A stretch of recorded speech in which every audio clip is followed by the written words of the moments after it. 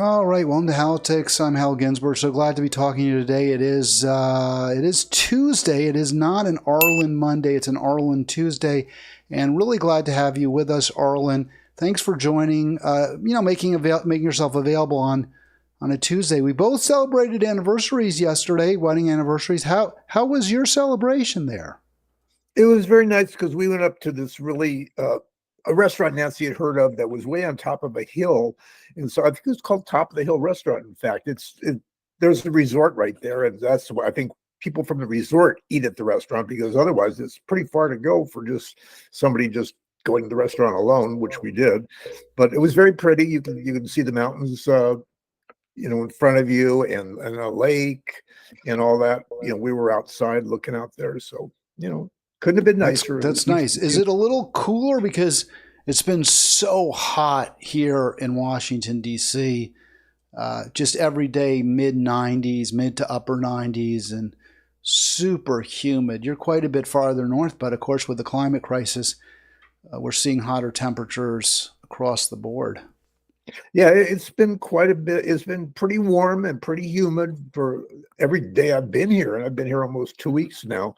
But I think now it's just starting to come down now as far as, it's a lot more pleasant now. The humidity is down and the temperature is down. So, It's nice. Rain, it's much more pleasant. Oh, much more. Yeah. I can't function at all with a lot of humidity. One of the nice aspects of living in Monterey was, for me, I mean, you still live there, but when I lived out there, was the weather. The climate was really, really nice. You don't really get the seasons. I get why people don't like that, but yeah, it was, it's usually 65, 70 degrees, right? Every day. Perfect. Yeah, it's basically like 60s in the summer and 50s in the winter. But yeah, for me, it's just having a cool climate and pretty moderate. It works for me. I'm not everybody, but I like it. All right, we got Arlen with us. I'm kind of burying the lead. Of course, the big story, and you saw it in the slide I showed to open it. We've got a new vice presidential putative, I can't say nominee yet, Arlen, but a putative nominee. Looks very, very likely that Tim Walz, and you can see my little pun there, will blue-collar voters dance the Minnesota Walz. Obviously, that's what both Kamala and Governor Walz hope. There he is in that picture, by the way. That is, if you didn't know, Walz in the red and black checked coat. We're going to get to this. I know I always start my program with a discussion of what's happening in Gaza. At least I have since this horrible killing by Israel began. But we're going to start. I'll get to it, I promise. But I do want your take because this is such a big story, Arlen.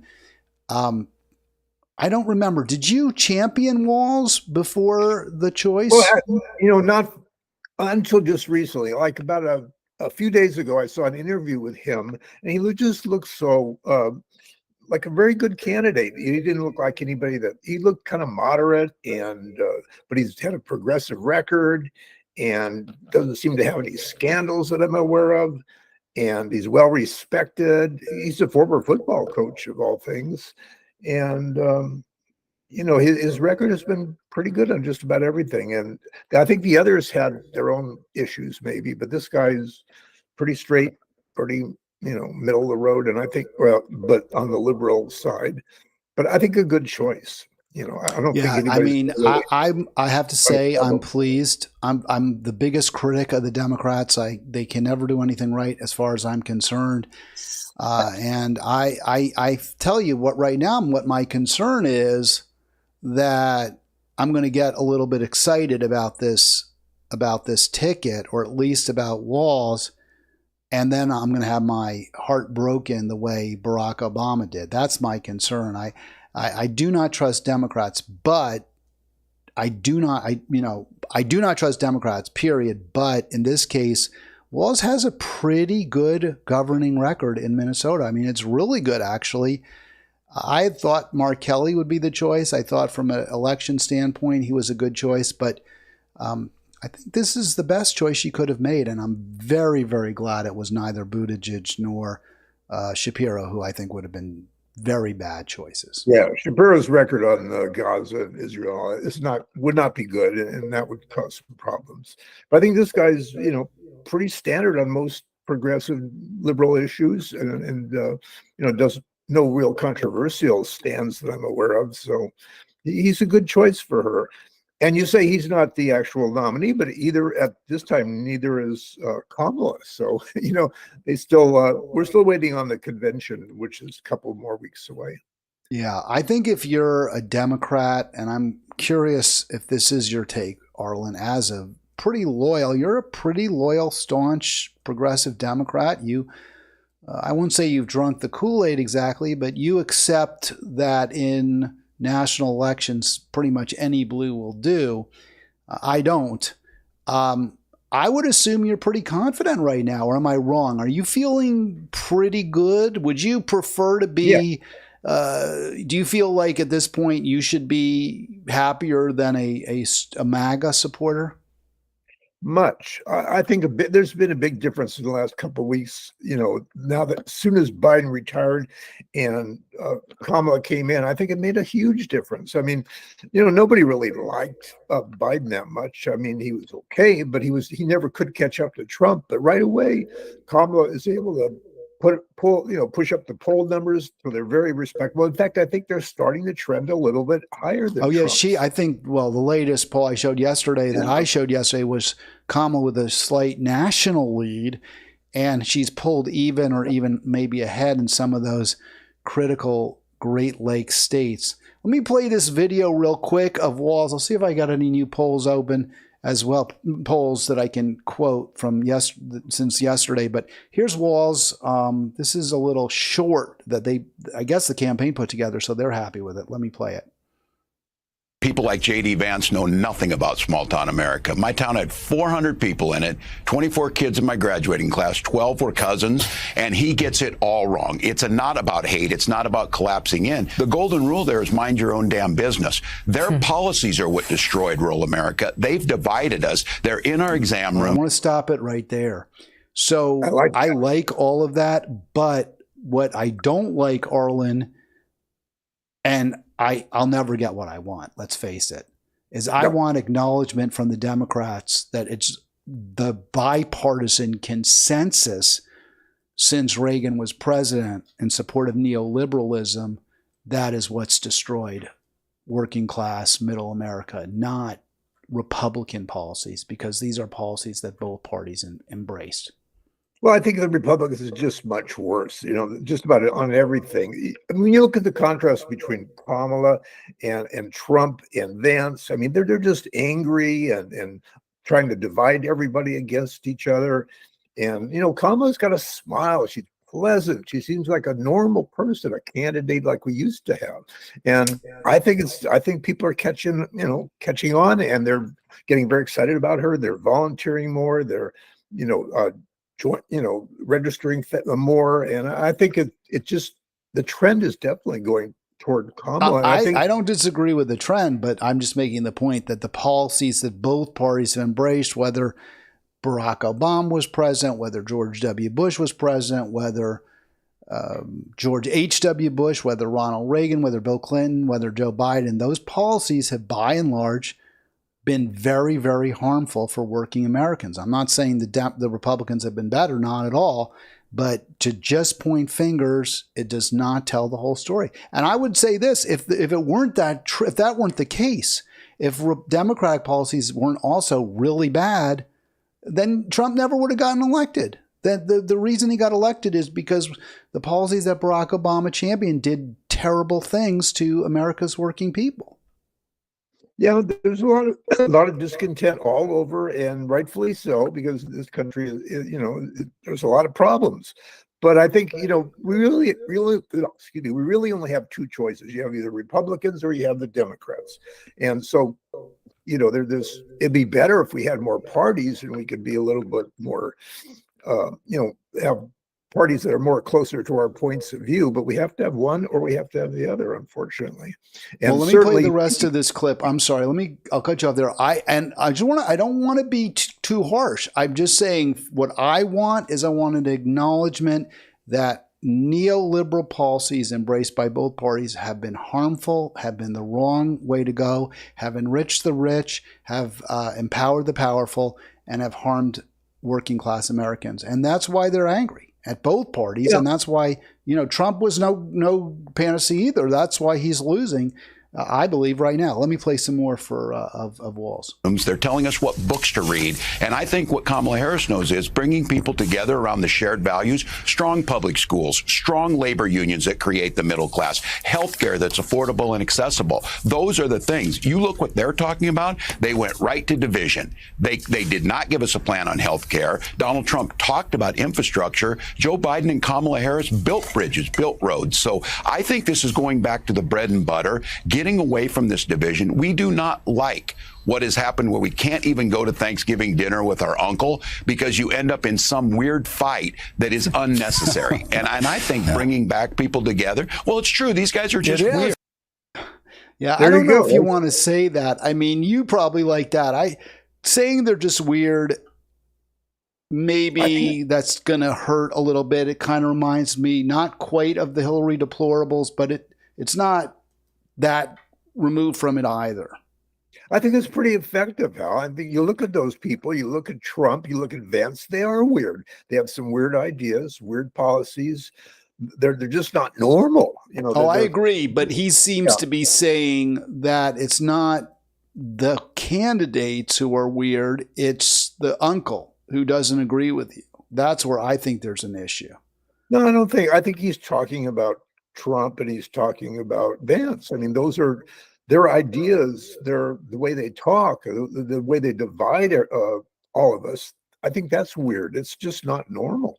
And it's caught on because I think people can see that. You can look at Kamala, you can look at Walz, and they're just normal people. They're trying to do the best they can. I don't know how normal Kamala is really, and I don't know what normal even means, but in terms of pro working person, I think it seems that Walz's record does reflect a concern or true concern and empathy for working class everyday Americans. I think that's what we need.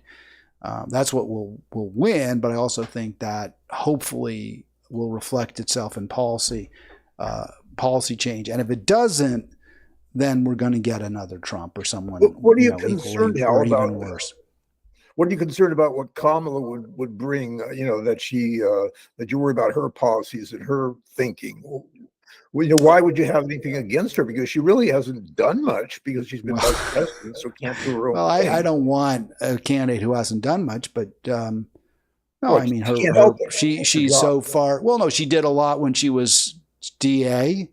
She did a lot when she was Attorney General in California, and those weren't good things.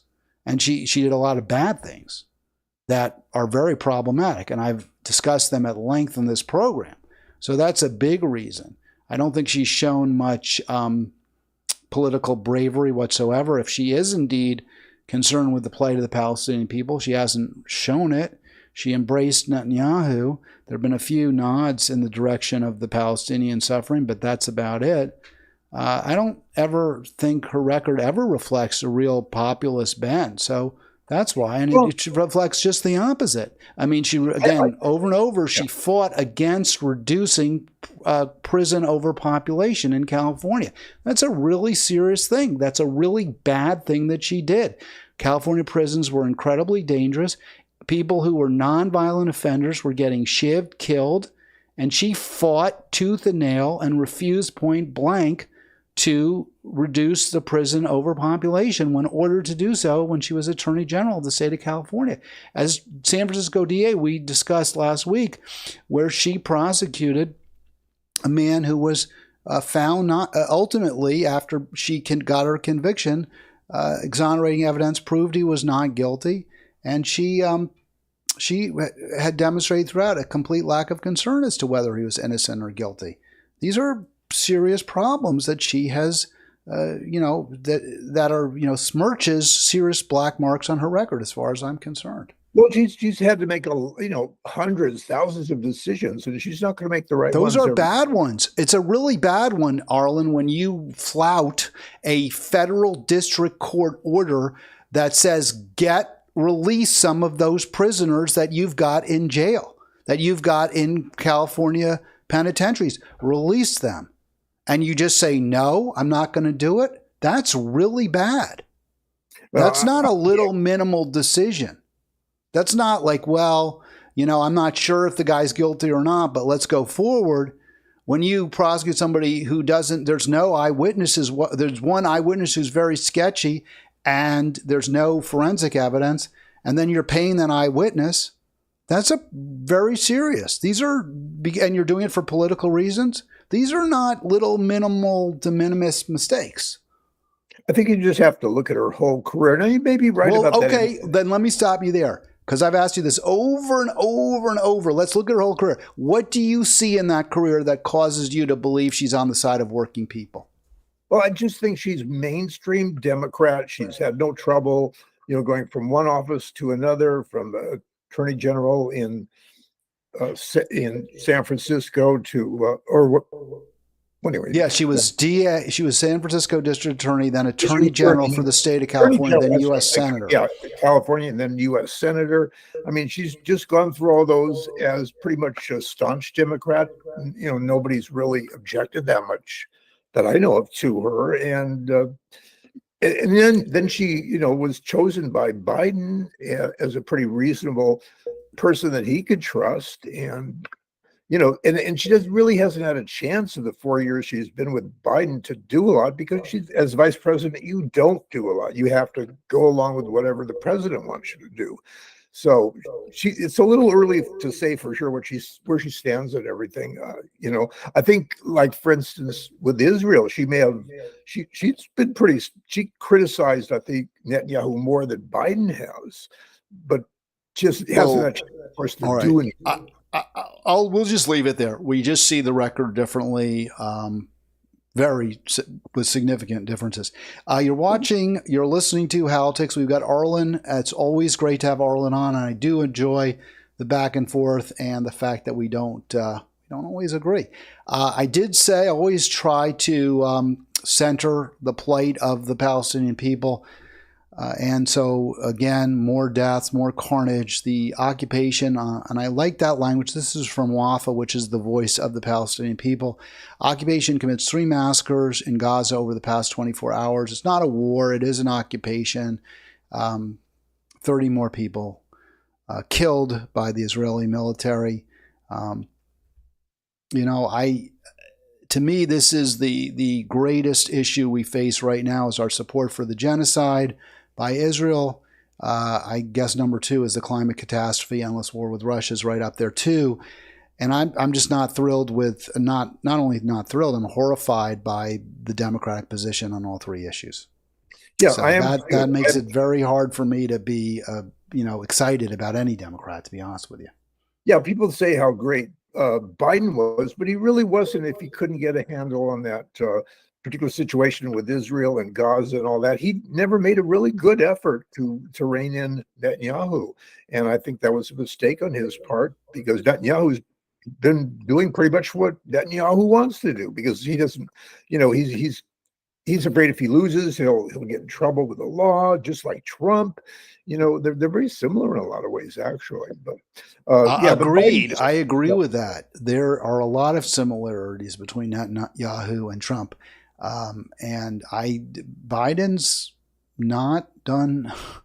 This has been a terrible failure of his administration, and it's a moral failing that cannot, ever be excused. It baffles me. I don't know why he's so staunchly, pro-Israel, pro-Netanyahu. I mean, I understand wanting to make sure Israel survives and all that, but he's let Netanyahu go too far, and the news is so bad over there, and so many innocent people are being killed. It is inexcusable. All right, I've been flipping around with the slides a little bit, trying to anticipate where the conversation is going, and instead I've been messing that up. So let me just leave it with Arlen and me because first we were talking, I guess, about Walz, and I was showing the slide of the deaths in Gaza, and then we're talking about Gaza and the Middle East policy of the administration. I'm showing the slide about Minnesota. I really, and I've said this, look, I've said over time I would not vote for Joe Biden for reelection. I was adamant. I've said with respect to the Kamala Harris,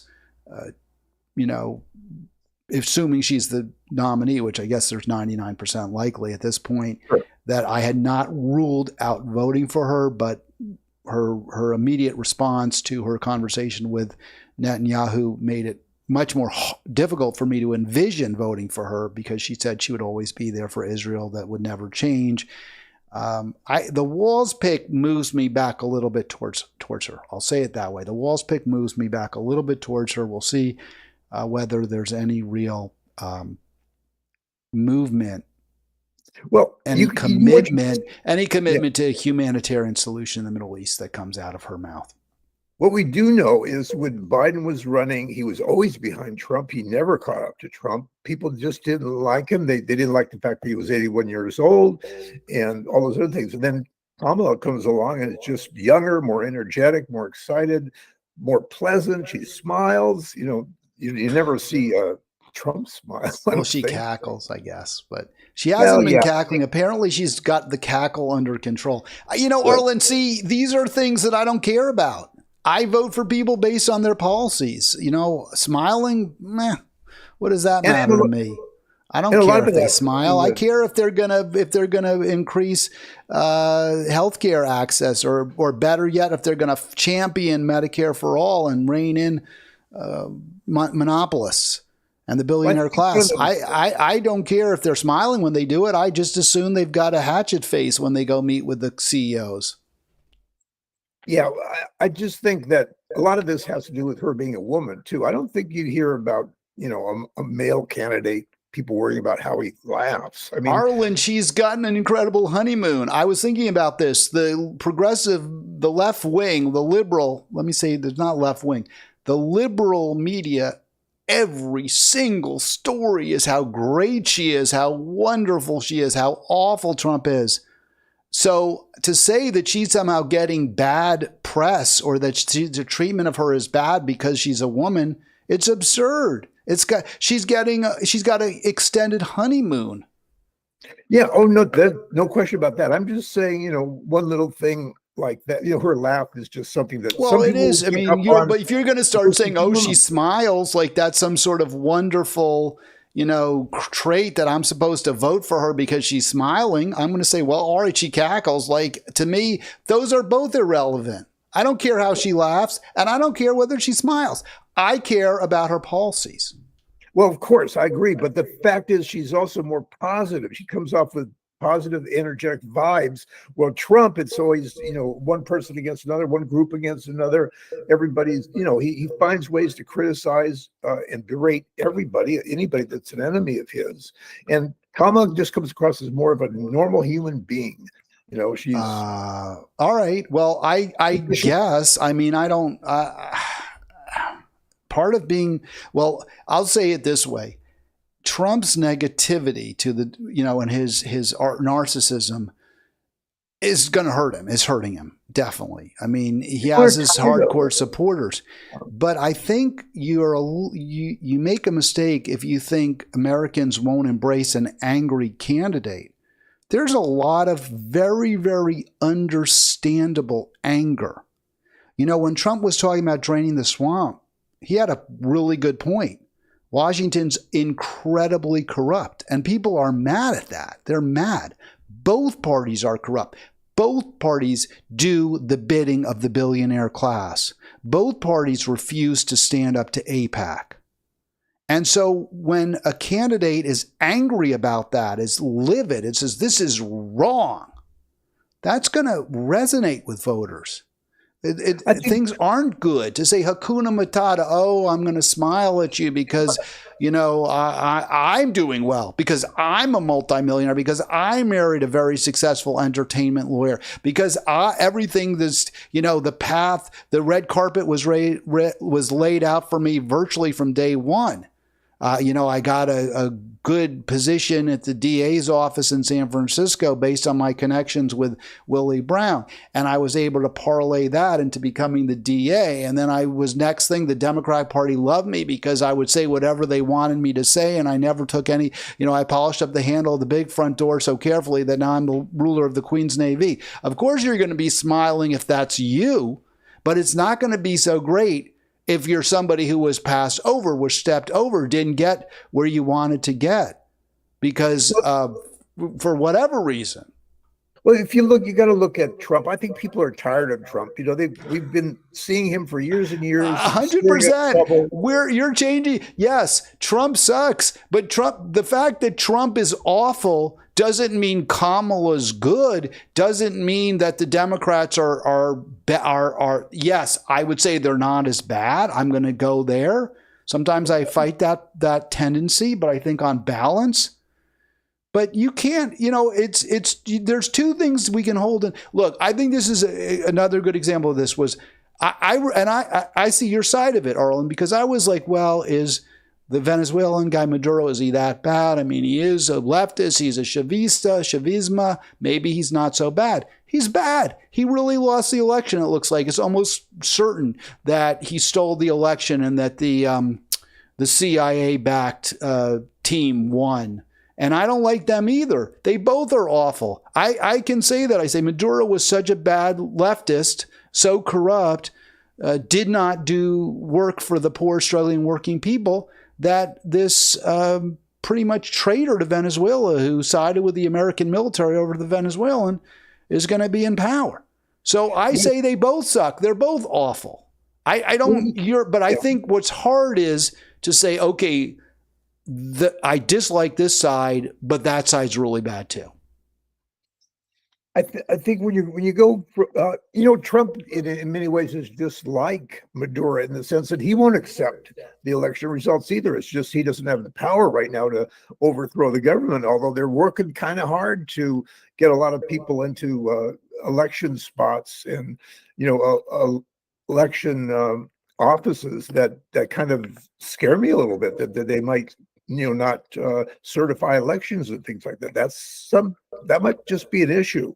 But again, how you have a choice between two parties. So one is really horrible and one is decent. I'm going to go for the decent one. Well, I think the term decent is not accurate. I don't think the Democratic Party is decent at all.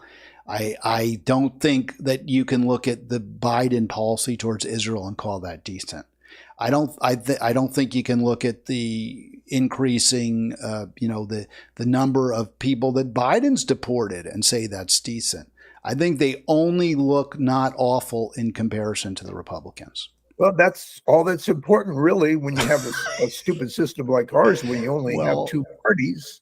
That's what you have to go with. I wish we had more of a parliamentary system like they do in Europe, where you have some. But Arlen, you have other choices. You could vote for Jill Stein. You can write people in and to say, well, they can't win.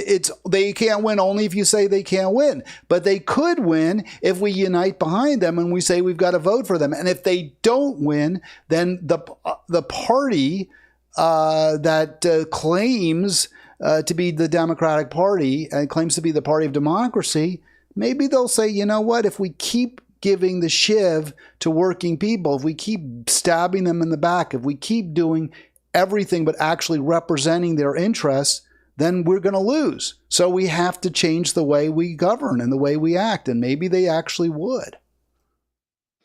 Well, at this point, the Democrats are, just going to do better than the Republicans. And that is enough for now. You're not going people like, the Democratic Party and the Republican Party are just too strong. They control everything.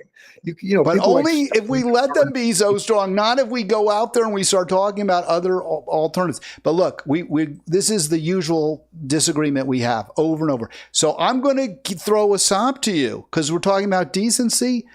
And I said, I don't think the Democratic Party is decent. I think this guy, Tim Walz, he strikes me as decent. So let's go through his record. And that's why, because I won't vote for the less indecent choice. I will vote for the good choice or somebody else altogether.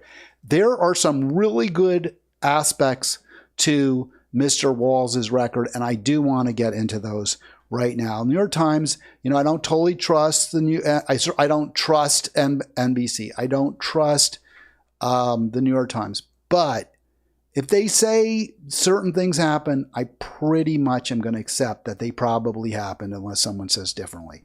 So here are some of the policies he's actually enacted. Free college tuition for low-income students, free meals for school children. That's a really important policy. A lot of kids go to school hungry. That's a really good thing that he did this. Now, I would say it seems like a no-brainer. It's what we should have. But tragically, in much of America, we don't. I like the marijuana stuff. That's fine. And I really like this statement. You win elections to improve lives. So that's just kind of performative to say that. But I agree with that sentiment. Well, Hal, why don't you give Kamala some credit then for choosing him? I mean, he's got those policies and she's comfortable with those policies. That says something good about Kamala, I think. I agree. I'll give her credit for that. That's something that I do agree with. Yes. She made the right choice. If she had chosen Shapiro or Buttigieg, I think that I would have been very close to ruling her out completely. There's other policies of Walz that I really like, Arlen, on climate change. He's been pretty far to the left compared to other governors. This is better than Maryland, for example. They set the 100% renewable electricity by 2040. I think most scientists would have preferred 2035, but 2040 is pretty good. At 100% is really good. And he's also put, not just set the goal, but also prioritize the creation of renewable energy facilities and in the same communities that previously had fossil fuel plants, which is really good too, because, that addresses the concern many have that we could lose jobs if we move away from fossil fuels. So this is good stuff, Arlen. I got one more slide, and then I actually want you to weigh in, which you do so well. Just a few. This goes to Gaza because, for me, as I've said over and over repeatedly, this is the most important issue for me in this moment. That we have to stop supporting Israel. We have to stop the genocide.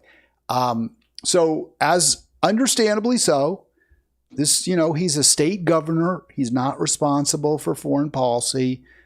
He has not spoken extensively about Israel, which is certainly better than Josh Shapiro, who's been all in for Israel.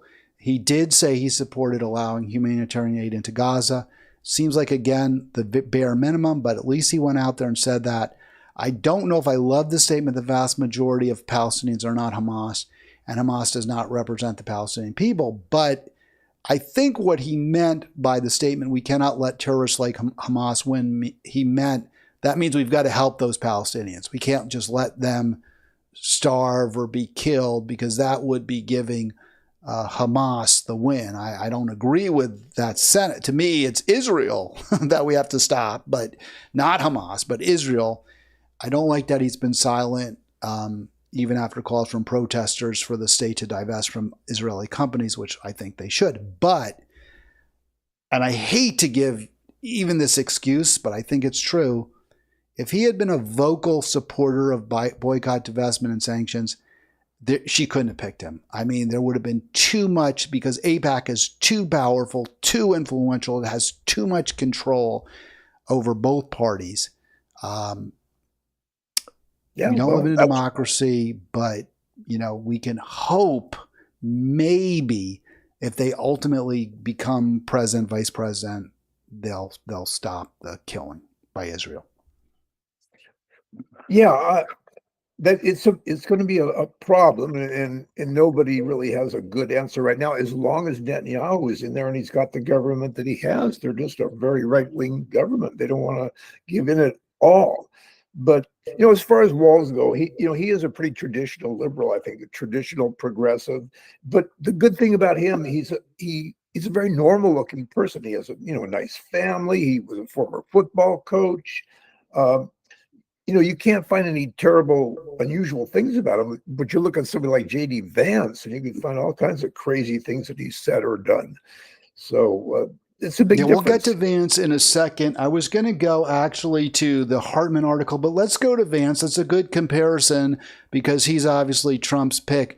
But before we do, did you have, I mean, we've gone through a lot on Walz. Again, I'm cautiously optimistic. What I'm afraid of is being, fooled again. There's the Who song, Won't Get Fooled Again, meet the new boss, same as the old boss.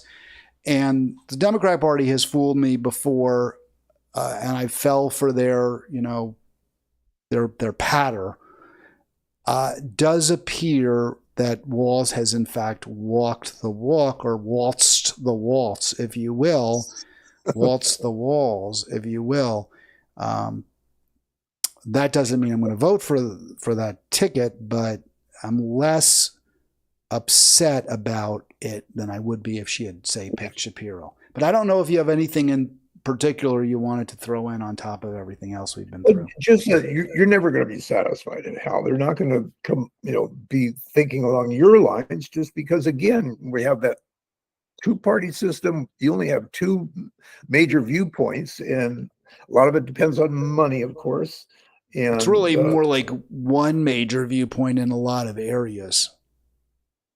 Yeah, they don't want to come be too far apart from each other. I don't think the Democrats or Republicans, so they want to make sure that they're right in there in the mix and getting at least half the country.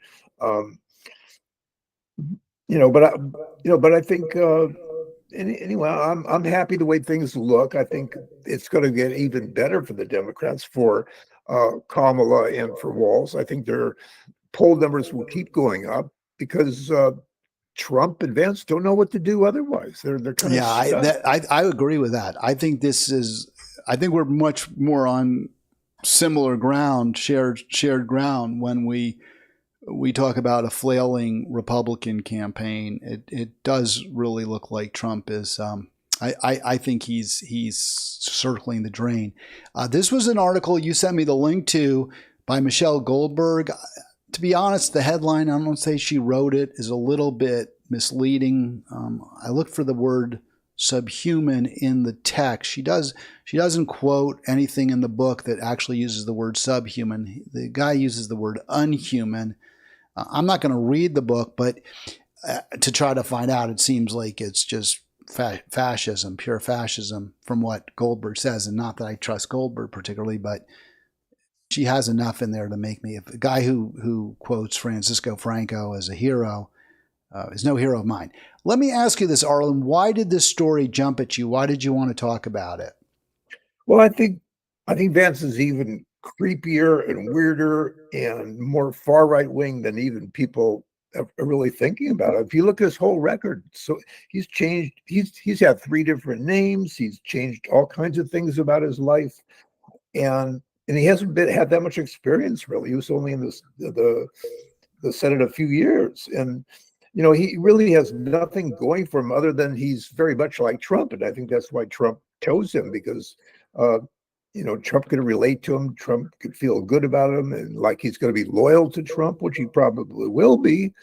But by himself, he said horrible things, done horrible things, and this book is just one example. I mean, this is a very far right wing author who, very, and he does use the word unhumans as talking about, Democrats and progressives.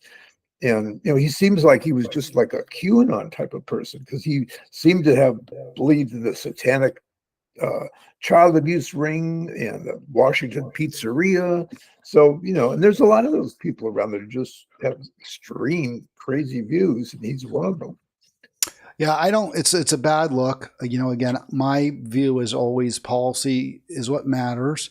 So these kinds of, missteps or problematic book endorsements aren't going to really sway me. I mean, I wasn't going to vote for that ticket no matter what.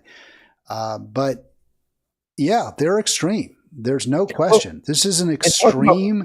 They're extreme. And I think the answer to that is, if you don't want extremists getting a toehold or a foothold or even getting into the White House, then you have to be foursquare on the side of working people. And we haven't seen that from Democrats in a long, long time. So if you care about democracy and freedom, then make sure everyone has to have enough, because if they don't, they're going to get angry, they're going to get resentful, they're going to get bitter, and they're going to fall for, hucksters and charlatans like Trump. And if you want to know about policy, actually, all you have to do is read that Project 2025. They made a big thing about that. They thought it was going to be real popular, and it turned out to be really unpopular. And now they're kind of pushing it off, off to the side and not talking about it much. But JD Vance had a big part in that. He was one of the strong people in charge of that, as was several hundred of Trump's allies. I mean, this was their ideas of what they thought the United States government should look like once they were in power, and it's pretty horrific. Yeah, it's well, again, because neither party has supported working people and has been corrupted by power, wealth, money. The Republican Party, at least, has really become extreme on social issues as well. And it's, Trump made a terrible mistake. I think the guys that do Dissidents, which is another podcast, made a good point. He let the Democrats bait him into these social issue discussions. The way he could have won, maybe possible, I think it would be tougher against Harris because people don't like Trump, people don't trust Trump. But the way he could have won is if he had focused on pocketbook issues, which is what I urge Democrats to do. If he had talked about bringing good, jobs back, more tariffs, ending the wars, that would have been his potential ticket to the White House, and he completely threw that playbook into the gutter. Arlen, here are 4 polls from yesterday. Well, 3, but one's 2 of them. I only saw the tip poll when I was doing my program, but 2 others came out late yesterday, Survey USA and Morning Consult. You got to feel pretty good, right? I mean, and another point I would make is, there's a lot of back and forth, and I know some Republican pollsters have made a fair point, which is, hey, there's a honeymoon phase, it can end for Harris, but she's got some more momentum now with this announcement of Walz. I think he's a good choice. I think there's going to be very tough to find anything wrong with him. A. B, the Democratic convention is coming up, and it's going to be orchestrated. It's going to be a pageant. People are going to like it. She's going to get another boost. Unless they have some pretty significant October surprise. The October surprise against Hillary worked, I think, because people don't rightfully, understandably disliked Hillary, thought little of Hillary, didn't trust Hillary, and on some issues, Trump had demonstrated he was probably better. For example, he had come out against the war on Iraq in 2006, I think, or 5, whereas it took Hillary another 9 years after that to grudgingly admit how wrong she had been, how terrible her decision had been to support that war. So Harris doesn't have that kind of history. I don't know how Trump recovers unless there's some terrible misstep by Harris.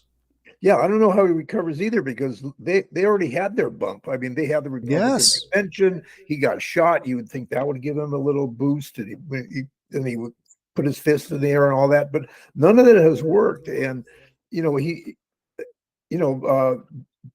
Trump did well against Biden because Biden was just not a very strong candidate. He was a very mild, pleasant guy, but he didn't have the. Well, Trump lost to Biden. He didn't do that well against Biden. Actually, he lost to Biden. I don't know. Well, I don't know what I just said, but I'm basically saying that. Well, you said he was doing well against Biden. He was doing well against Biden because Biden's demented. I think that's the reason. I think people saw Biden, they thought, I can't vote for this guy. He's clearly, it's not even that he's lost a step. He can barely walk, right? I mean, he would freeze. He couldn't speak. It would be tough to vote for him, to be frank. I think there's a lot of similarities like that with Trump. I think Trump is having some mental issues, some psychological issues. You listen to him talk, he just blurts out all kinds of crazy things that don't make any sense, and he doesn't really say anything important. And you're talking about policies. The guy, I don't think Trump knows any policies. He doesn't he can't think that, complicated about policies. He just likes, yelling at people and being against certain, races and all that. But he doesn't really have anything positive to offer people that's realistic. Well, then why do you think, Arlen, if that's true, and I don't agree with you, but if that's true, why is he still able to excite 45%? He'll probably, at a minimum, he's going to have 45% of the vote, probably 43, 44, 40. Why is he able to get 45% of the vote in this country if he has nothing whatsoever to offer? And I'm going to give you a couple of options. One is it because the Democrats are hardly better, or for that group of people, not better? Is it just these people really are truly just deplorable? They're not even they're subhuman, like the liberals that JD Vance criticizes in the blurb. I mean, or in the book that JD Vance blurbed. Because if you're going to say, well, Republican voters are subhuman, then are you really any better than the guy who wrote the book who says that liberals are subhuman? Well, Trump from the very beginning, that's been the big question. What is this guy's power over people? Why are people attracted to him?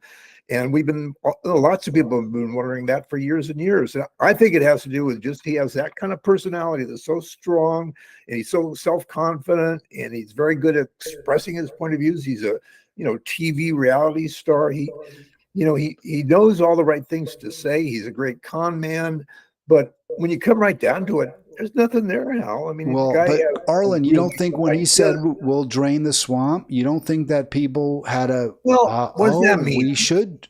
Well, I think it means we're going to get rid of all the corruption. That's why. Well, he won in 2016. He wasn't in power. He said, "I'm going to drain the swamp." You don't think that resonated with voters, and understandably so? Hal, he was in power from 2016 to 2020. I understand, but I'm talking about the campaign in 2016 when he won. Do you think when he said, I'm going to drain the swamp, that had people were legitimately said, okay, that's a good thing? Oh, absolutely. I think we all know that. But all right. So then in 2020, again, he's up against or in 2024, he's up against a Democratic establishment that has done a lot of harm to people, and they're flailing for anybody who they believe will champion them. Now, I agree with you. Trump is an unlikely champion of working people, but on some issues, he did kind of move a little bit in a populist direction. I agree he's not a good champion, but if the Democrats want to win, they need to demonstrate time after time that they care about working people, and their policies reflect that, and they will take on corporate elites. I would like to see that too, Hal. I mean, we've talked about this, but they won't win. But you can say you'd like to see it, but isn't that a prerequisite for being a good leader and a good government and good government?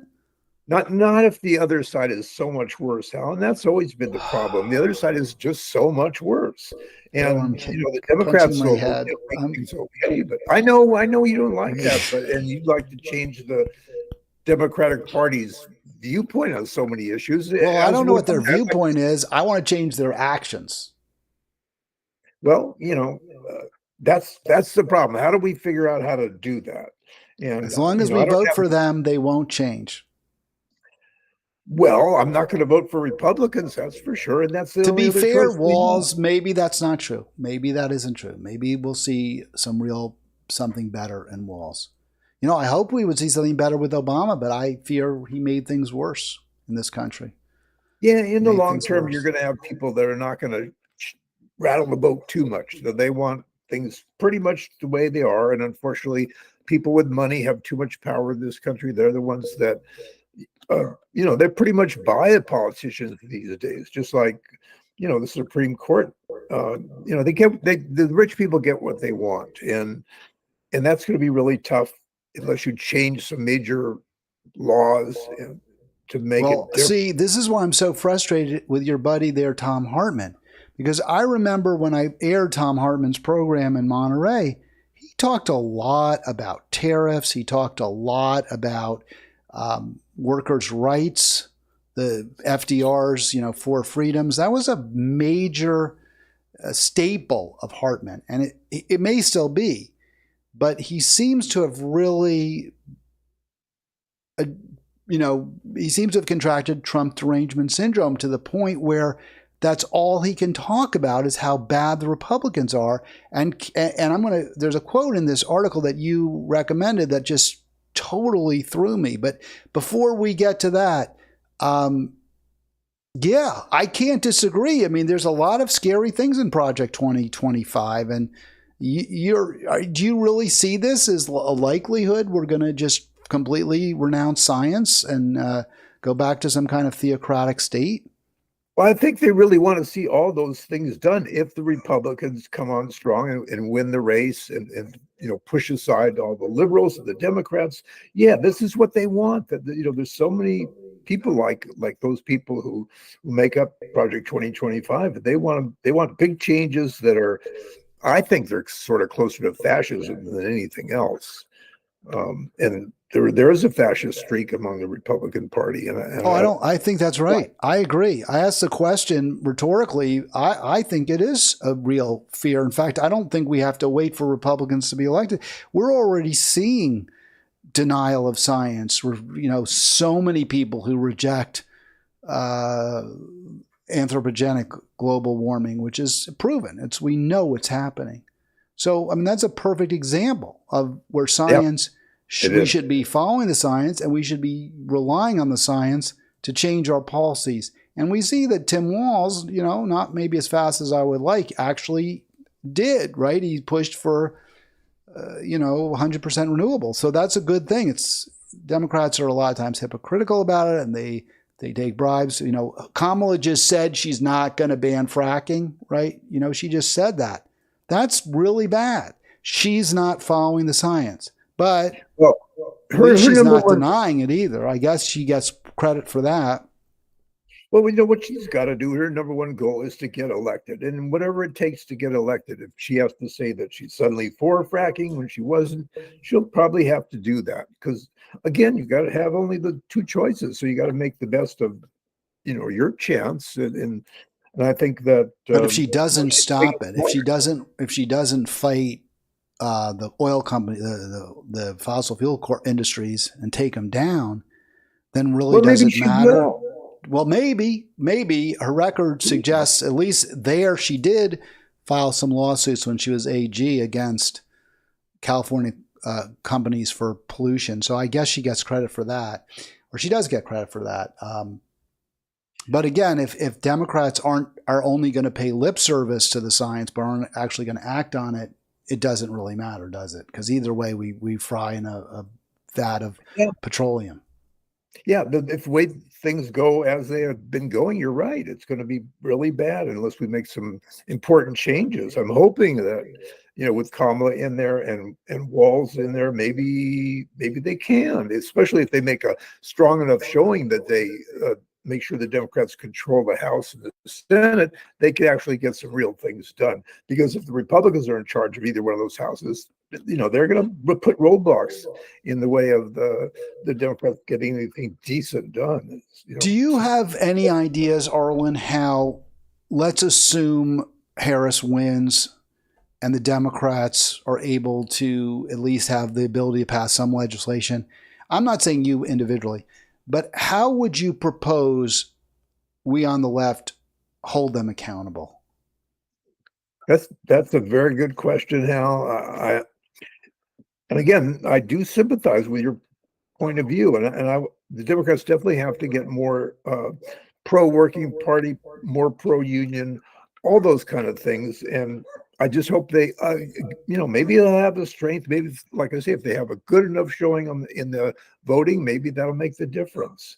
I don't think you're going to get any major switch. We're not going to change from a capitalist country to something else, but certainly I think things have gotten worse in the last few decades, and something has to be done to make a difference, or you might see more people like Trump or some more fascist people, and I don't want to see that.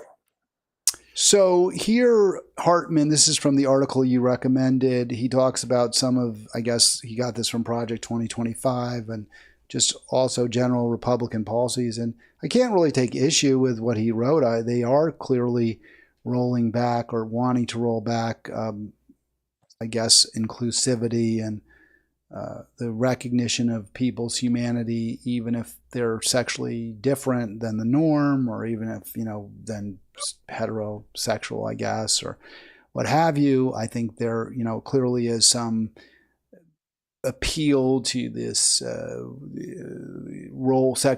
traditional roles in relationships, which is not healthy.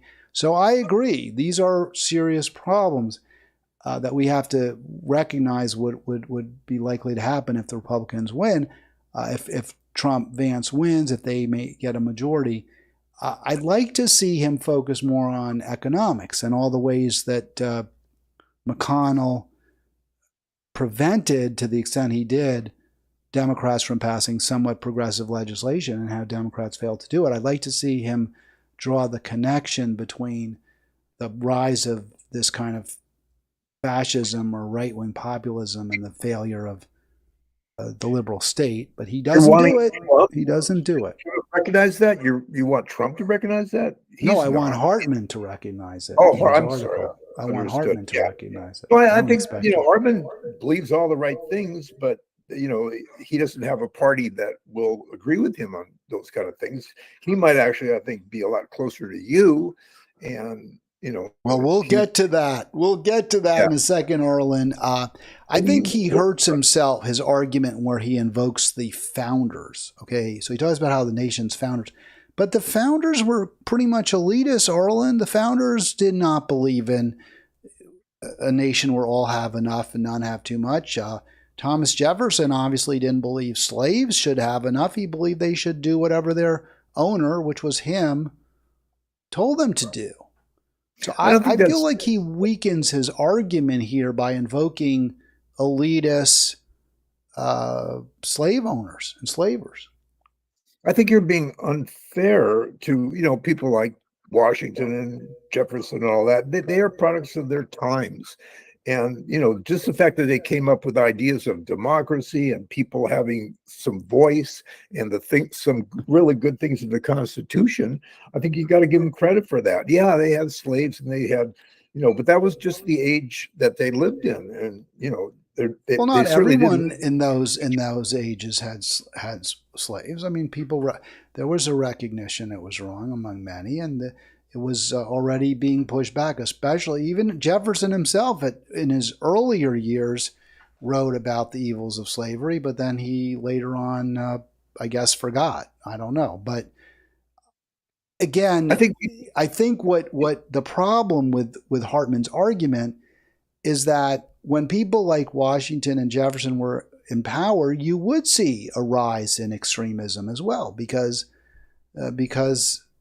it wasn't fair. They were leading a society that in many ways wasn't fair, and to the extent that there was extremism didn't really take hold. Part of it was there were others that were exploited to such a great degree that working class white Americans were doing okay. So Native Americans, they were kept being pushed back further and further and further. The land was stolen from them and given to mostly white settlers.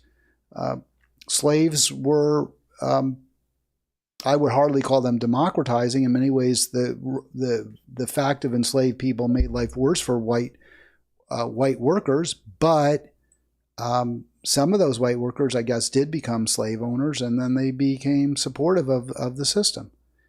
But yeah, I don't agree with this analysis.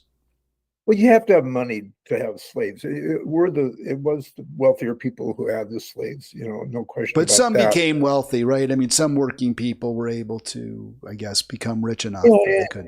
And generally, the people in the South, they were okay in supporting that, and which was, awful. I mean, there really was a reason for having that war. If they're going to attack our government because we're going to ban slavery, then the war was justified, as awful as it was.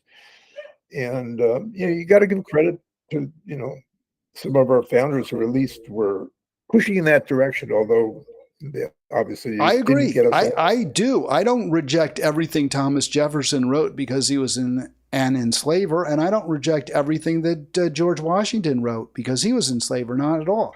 But I'm just making the point that I think that because they were so deeply flawed, I don't think they're the best examples for Hartman to cite in his piece. Is more what was there anybody better? I mean, were there anybody better in those days? I mean, Thomas and Jefferson. Well, I like the Thomas Paine quote. I don't think Thomas Paine was an enslaver. I think you could quote Voltaire. You could quote. I mean, nobody's perfect, of course, but that was a pretty significant moral lapse. That's pretty hard to excuse, in my opinion, and I think it does weaken Hartman's argument to say that these guys would be so horrified by JD Vance. Well, all right, so this guy who enslaved people and raped his slaves was horrified. I mean, who cares? I think that that what you said, though, something else interesting. I'm going to switch gears quickly. That Hartman, what was it? That he would have problems with the Democratic Party. I don't think he does. Look what he writes in this, what I just posted here. The second, first of all, he brags. I find this so off-putting. I don't know about you. This is my personal pet peeve. This is not to say that one can't be religious and a patriot who supports America, which I agree with that. I don't, the term patriot also I have an issue with. But yes, you can be a progressive religious person, of course. I don't like to demonize religion at all. I agree that theocracy is really bad. But what my pet peeve is the bragging. I'm a proud Christian. I was invited by the Pope for a private audience. To me, that's incredibly off-putting. Maybe that doesn't put you off, but I'm like, well, he just tried you're to so show great, Tom. Yeah.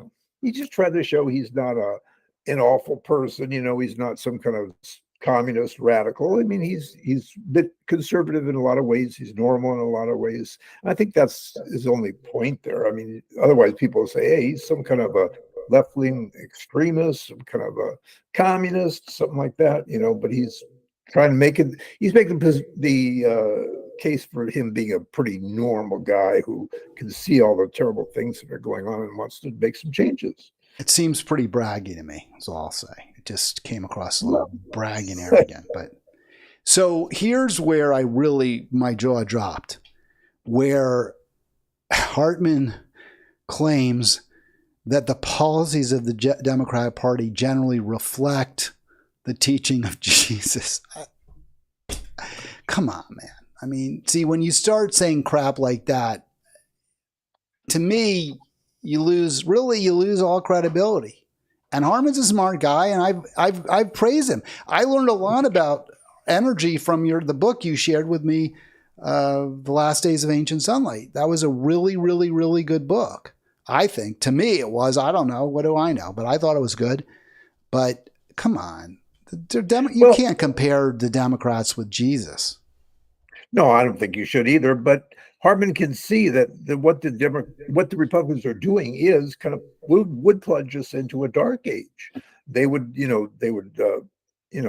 de-emphasize science and all kinds of decent things because that's just the ultra right-wing conservative point of view, and it is very similar to what we did have in many ways in the Dark Ages, where you just you had to be a certain religion, you had to be a certain type of person, otherwise nothing that society offers for you. So, well, there were some positive aspects of pre-Enlightenment Europe too. I mean, there were certain areas where, depending on where you were, and not across the board, and of course there was a lot of terrible things, and but there were some areas where maybe they were a little more progressive than we think, and you have to look in different communities and certain stability that was enforced by over time. I'm sorry, go ahead. Well, I think what Hartman was saying, it was about 1,000 years of the Dark Ages, because people were not allowed to speak out, to be different, to look at other, look at another religion or anything like that. It was very restrictive in so many ways, and you had to stick with what the religious teachers are telling you. And I think he paints with a little bit too broad a brush. There were different places, different parts of Europe, different experiences for people in different places. So I think he's a little bit overbroad, but I get the general tenor. I think he's got a point. I mean, we certainly prefer, I would think, an enlightened world to the one that existed before that. I think I think there's so many ways it's obvious that the Democratic Party elites have strayed completely from the teachings of Jesus that I just, to me, that statement really causes me to mock, to laugh at Hartman. But I want to say this. We did go over some of Tim Walz's policies and some of the actions that he took as governor, along with the trifecta, having the legislature and I guess the courts as well. And those are really good, and those aren't so removed right from what Jesus said. So I don't give the Democratic Party in general or the National Party much credit, but he gets a lot of credit for that. And yes, you said something else, Arlen. You can have the last word after this that I accept, which is I think is fair, very fair. And it was fair for you to say it to me based on my record. She gets credit. Kamala Harris gets credit for picking Tim Walz. Absolutely. And, but then again, Tim Walz is not going to really be able to do much. If he's vice president, he's not going to have any real power unless somehow something happens to Kamala and he becomes president. Then he might have some more power. But, realistically, things are not going to probably change unless we really force things to change, like you're talking about. And that workers suddenly get a little bit stronger, unions get stronger, and people are willing to make the changes that we really do need. And like you're talking about, I'm not sure what's going to make them do it, but we are far from it. You're right. All right, Arlen, that's going to do it for the show.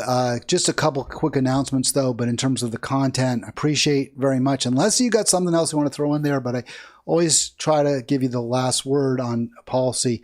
I will be off Friday this week and then Monday, Tuesday of next week. So if you can join me later in the week, I'll try to squeeze you in. I think I've got a guest or two also already booked, but if we can get you and you can join, I'd love to have you. Otherwise, I guess we'll just wait for another Monday. And thanks for being flexible. I understand yesterday you couldn't make it. Of course, it's your holiday. It's your important day. So it was great to have you today. But that's it. No show Friday. No show next Monday. No Monday with Arlen coming up because there'll be no Monday Halitics or Tuesday either next week. Okay, sounds good. But I'll tell you one thing. I'm feeling good these days with the way things are looking with Kamala and Walz and all that, and the way the trends and the polling are going. I'm feeling good. And well, you should. I'm glad I think that's the rational response to the way things are going. All right, that'll do it for me and Arlen. I'll be back tomorrow. He'll be back either next week or a week from Monday, hopefully.